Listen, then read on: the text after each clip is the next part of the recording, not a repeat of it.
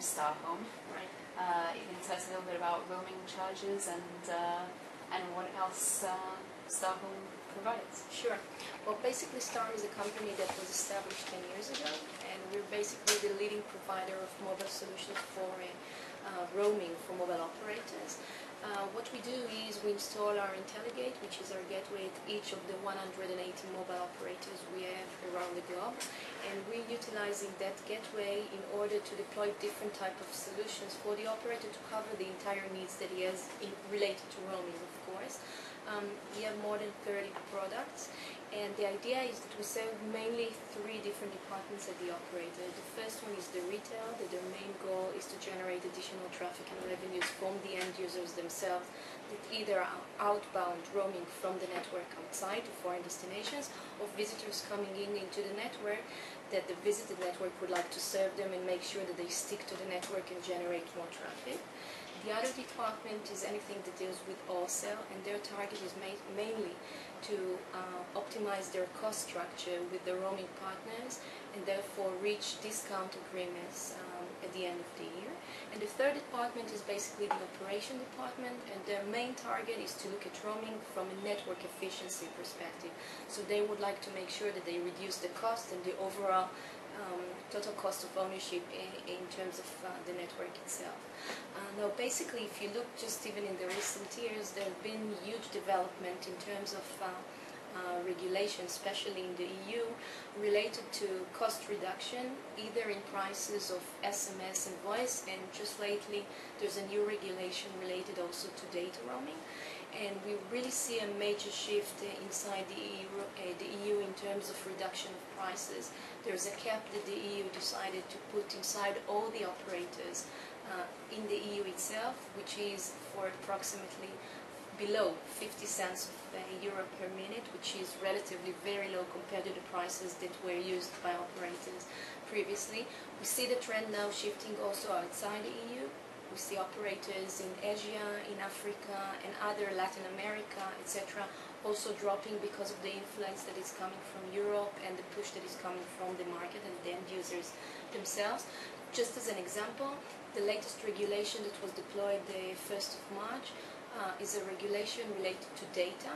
The problem that operators face, and by the way, the US, if you go to blogs, travelers, you see huge requirements coming from coming from end users that are traveling outside the US. They're using their Blackberries, they're using their iPhones. When they come back, suddenly they find out that they got a bill of thousands of dollars they need to pay, and they weren't even aware to the fact that they're not paying the same rates like they're paying in the US when they're roaming abroad.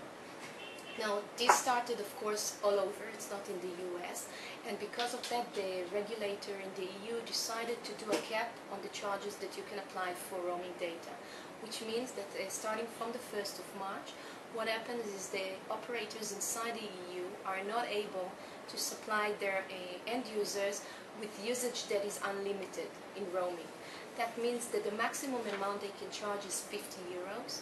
And they need to sell packages in the sense that the subscriber should get an identification of how much he's consuming and how much credit is left on the package that he purchased. And the idea is to prevent bill shock, to make sure that the end user will be all the time in control over his expenses while data, and therefore will get all the information before getting back home after the trip. Now, what we do, for example, is we supply a solution that is called roaming control, and the idea is that we're capable to give the operator the capability to do different bundles in pricing. It can include data only or include also voice and SMS, and the subscriber can get different packages depending on the profile, because business customers are not getting the same one, like residential one, or prepaid will get something else. So we give them the capability to build flexible packages. And mostly, the most important one is once you sold that package, we will give notification, for example, via SMS to the customer. You just use 15 euros, be aware, in €5 you're going to exceed the credit that you purchased. Would you like us, to block the subscriber? Would you like, for example, to enable the customer to purchase an additional bundle? So the idea is that you are always on top of your costs, and you will not get any complaints later on when you're coming back and suddenly you were bombarded with huge amounts on your bill at the end of the month. So this is something that we see, and we see now after the regulation huge demand coming from, for example, Latin America, American operators that would like to deploy that, although it wasn't regulated, but they see the demand in order, they have a clear business case, because what they do today is that when a customer complains, in many cases they're compensating the customer. So the business case for them is to prevent that, because if they'll sell the packages and they'll give the capabilities to give notification about your credit, then the customer cannot come back and then complain and ask for any compensation. So they have a real business case, even though there is no regulation there. And does voice over IP, and a lot of people now are using their smartphones to Skype, and is Right. that cutting into roaming at all? Not at all, not yet, although operators and some other players in the market anticipated that roaming will be one of the main targets in terms of reduction, but not yet. I'll tell you what we do see. We have a product that is called Mobile to IP, and it's basically an application. It's a client that you can either install on your mobile or on your PC, just like a Skype client. But the idea is that versus Skype, that you need to open a new username, and it's not your standard number on your mobile. When the operator supplies that, then he's capable to give the subscriber the capabilities to make phone calls, that the identification when he makes the phone calls will be the same one like his mobile. So nobody on the other side will know that he's doing it from a voice over IP client. They'll see the messages, any SMS, MMS, video, everything through the same MSISDN, which is the identification, the standard mobile number that he has. It will come on the same bill, so you don't have to open Skype out, for example, and have a separate one on the mobile. It's on the same bill, so you have one entity that you need to be in billing structure with. And the idea is that it gives the operator the possibility not to deploy it in mass deployments to all his subscribers, but is picking specific segments that are very relevant. Just to give you an example, we deployed that solution in Singapore for one of the operators, and they picked certain community that is very relevant. For example, young travelers that are leaving Singapore and they're going for a long trip outside Singapore. Now the alternative, instead of using their mobile, is to use Skype or any other solution, and therefore they're losing the subscriber while roaming.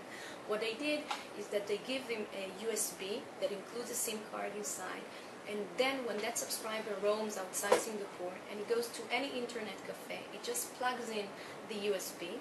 It's being identified, just like in the GSM network, as a mobile subscriber coming from a Singapore network, and that's it. He can make phone calls like he does in Skype, send SMS, send videos. All the charges will be charged back at home, so he doesn't have to use credit card while roaming, and many young people have problem with that because they're afraid it will be stolen, get lost. They don't have any issues. They just go. Their parents sometimes pay for that, which is even better because they have their credit details back at home. And operators understand that instead of looking at it from a threat perspective, it's an opportunity perspective. So they can just go and deploy it for certain communities that are really looking for that solution, and instead of losing them to Skype or other vendors, they earn the customer from a different perspective. So I know now that in the US market especially, there's a lot of discussion about prepaid versus postpaid mobile phones. Does that affect roaming as well? Does that affect the roaming market? Well, I'll tell you what's the issue. If you look at Europe, for example, there are many countries, they have more than 95% of their subscribers that are prepaid subscribers. The main obstacle in roaming, and there is an obstacle, is that prepaid subscribers cannot roam as freely as postpaid subscriber, because if you're a postpaid subscriber, you just have to have a standard roaming agreement between your network and the network you visit, and then you can just roam to voice, SMS, and data. In prepaid, it's not possible because you need all the time to be checked versus your credit back at home, and the only technology that enables it to do freely is a technology called Camel, which require deployment between the home network and the VisitNet network, which is very time-consuming, lots of resources, and very expensive. And the case is that it's not only always available for the home operator because it cannot cover 400 networks immediately, and then he has a problem with coverage. Now, it's a good question that you raised because, for example, one of the solutions which we offer is called prepaid anywhere. And the idea is that we are not relying at all on camel technology, and we're giving basically the home operator the possibility to give his subscribers the capability to roam just like postpaid subscribers. And what we do is we deploy an applet on the SIM card. We do it over the air, so the customer doesn't even know that there is something installed on his SIM card. And when the customer is now roaming, we make sure that it will be open just like any other postpaid subscriber to roam, but we still maintain all the traffic going through the prepaid system at home. So if he's going to be out of credit, we give him the relevant notification, and when his credit is off, we just cut the call just like he's at his own network. So from the home operator perspective, it's a pure business case because he can immediately offer global coverage for his prepaid subscriber just like any other subscriber that is postpaid. I assume it's also pretty difficult to, if someone's traveling abroad, to steer them to the preferred networks for roaming. Right. How do you deal with that? Well, basically, the roaming market started a decade ago when we introduced the value-added services for roaming, but it really changed dramatically around 2005 when steering of roaming solutions started to be deployed out there. The concept is that until steering was deployed, operators could not really force their end users to roam on specific preferred networks. It was mainly a fact of who has a stronger cell or base station that will capture the customer. Since 2005, the world changed really. It's a major milestone in roaming because what happened is that I, as an operator, I'm capable to see where my customer will be roaming. Now, from the end user, most of them are not aware of it because it's completely transparent. But the idea is that if I'm going to a group of operators, T-Mobile, Vodafone, American Mobile, whoever is the group, they would like to make sure that their customers roam within their network inside a group in order to generate additional traffic and revenues. So what we do, we use different technologies, and this is really extensively all the time improving. It started with solutions based on signaling, S7, then later on we added OTA, which is over-the-air application installed on the SIM card, and now we offer combined solutions. And the latest idea, which is now being deployed in the market, and it's really the latest innovation in steering, is that we know, for example, if you're now roaming and you're using your BlackBerry, then you are consuming a lot of data because of email exchange. Now, there's another subscriber that is roaming with a 2G phone, and he doesn't use data at all. He's just consuming voice and SMS. We are looking at what exactly kind of traffic you are generating, how much money you're generating for the operator, and we make sure on an end user perspective to steer you to the relevant preferred network that is relevant for the home operator to make sure that you'll be there. For example, let's take an example, Orange Israel. Orange Israel can say, I'm in the UK now. They would like to make sure that all the customers that are consuming data roaming will stick to Orange UK because they have a very good discount if they'll generate more megabytes there. However, if you go to Vodafone UK, they would like to make sure that all the customers that are generating voice traffic will be there because they have a different discount agreement only for voice. So what we do is we monitor exactly your usage and we make sure that we steer each relevant subscriber to the relevant preferred network. And again, the target there is for the wholesale department to do maximization in terms of optimization of basically of the traffic and revenues. And is mobile marketing and promotion important in the roaming area? Well, it started to be. We have now a huge deployment of the Tier 1 operator in Western Europe that is going live this summer in July. Up to now, it was mainly very basic SMSs that most of the customers get something that was very similar, like the one that you receive when you land. Welcome to Israel, dial 111 222. Most of the subscribers just delete the message even before reading that. And the main problem there is that the operators, instead of understanding the importance of what's your profile, what you prefer to get, and then tailor it just like they do at home, they just ignore it and it's being treated as spam. what we are now looking at deploying, and we started to do that with that Western European operator, is a product called Sparks. And Sparks is basically a very intelligent mobile marketing campaign and management tool for roaming. The idea is that I know what's your history, where you have been roaming, what kind of SMS voice data you were using. I know what's your preference, and preference can be either from the CRM of the operator itself, from the local usage that you're consuming, but also from third parties. For example, if an end user is a frequent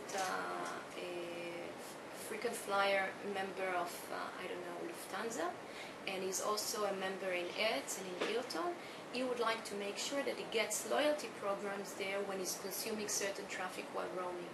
So we are now building different kinds of bundles inside the Sparks. So when you're roaming, for example, on a preferred network, let's say you're inside Vodafone, they would like to make sure that any minute that you'll be consuming in Vodafone will get you any mileage, for example, on Lufthansa, or credit in Visa, or any other advantage discount, for example, in Hertz, Hilton, whatever. So they're really looking to give something that is of value for you because of your preferences and your profile and your history and usage, rather than giving something standard to anybody that doesn't give any benefit for the end user themselves. And of course, they're doing lots and lots of campaigns that are based on your location. So for example, if I'm in a specific area now and there's a special event, then I would like to get something that is tailored to my location rather than just any standard message that everybody gets when it lands in Heathrow. Yes. So there's lots of customization there, and we see it as a major trend in terms of roaming. Great. Well, thank you very much for your time today. No problem. And I hope to see more developments in the future. There will be. Thank you.